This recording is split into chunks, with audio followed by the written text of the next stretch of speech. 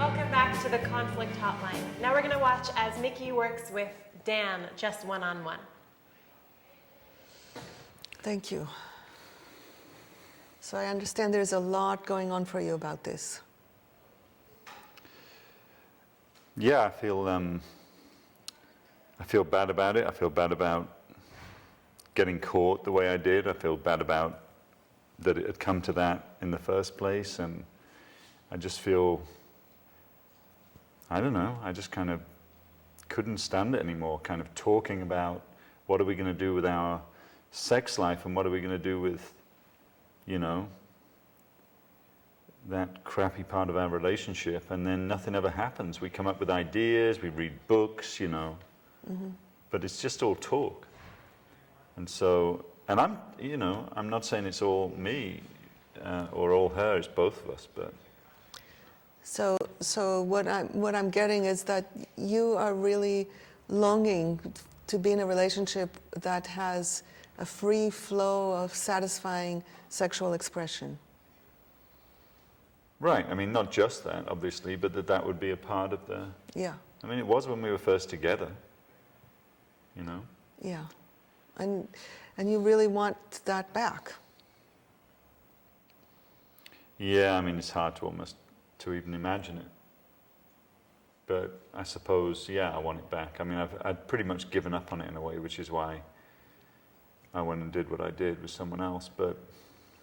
Yeah, I want to pause for a second, and I want to kind of like highlight this point, which is when people get to a point of giving up, it's hard to remember that you want something, because the experience of wanting something that you don't have and staying in the openness of wanting is very painful. And most of us don't have the capacity to stay there, so we close down and we tell ourselves that we don't really want it anymore. It's just like the sour grapes situation. So in order for there to be any openness to connection, at some point, Dan will need to touch the heart of what connects him to Casey. Otherwise, there won't be any chance for anything to happen. For right now, he's not there. So I am still in the place of like, where is there, what's really alive, what's real for Dan in this moment?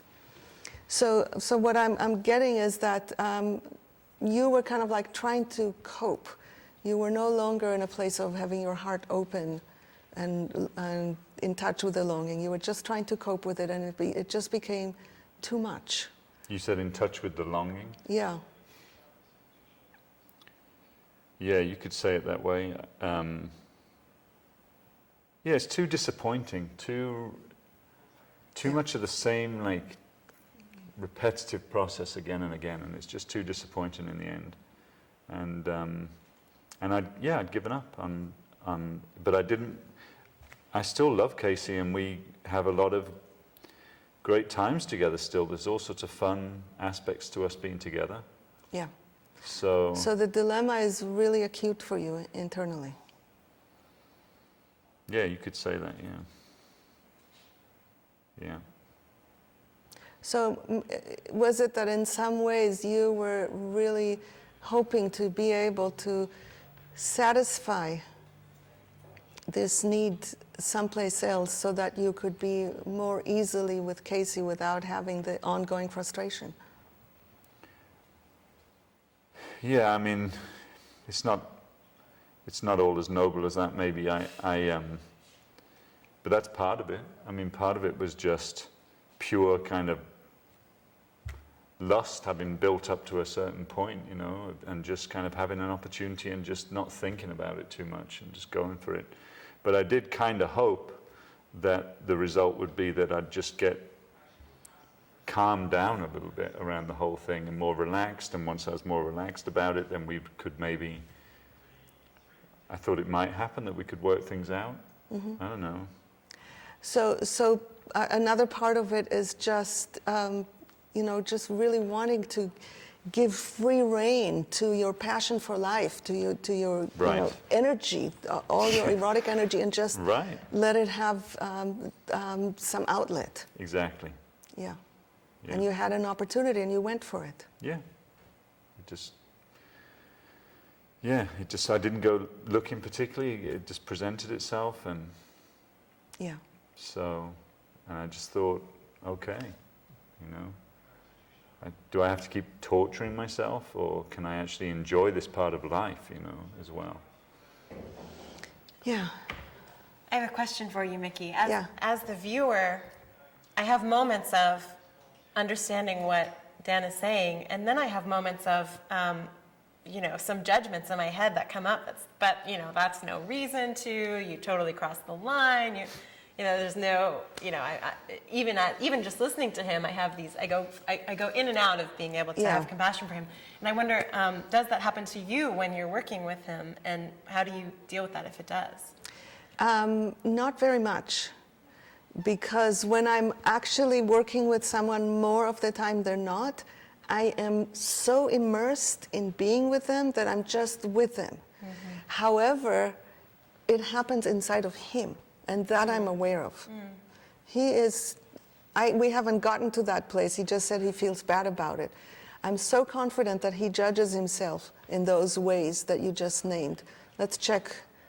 Dan, are you? Yeah, I don't think it's the right thing to do. This is probably something a lot more honest and direct and caring and God knows what else that I could have done. Sure. And so I feel a bit ripped up inside about that. Yeah. So the reason why I am working first on finding what was going on that led him to do it is so that he has space for compassion for himself. Because otherwise he will be caught in the self-judgment. And the reason why he's being so defensive when they were talking together is the defensiveness is a cover-up for the internal self-judgment, for the lack of self-acceptance. So there's part of him that agrees with her. Of course, yeah. So then, because of that, you know, it's so hard to hold on to that. Then he fends it off by putting it back on her. There's something wrong with her, and that's why he did it. And then it makes it easier inside. So if he can accept himself, that actually gives him more room to hear her. That's what my goal is in this. Make sense? Mm-hmm. But you didn't hear all of that. Okay.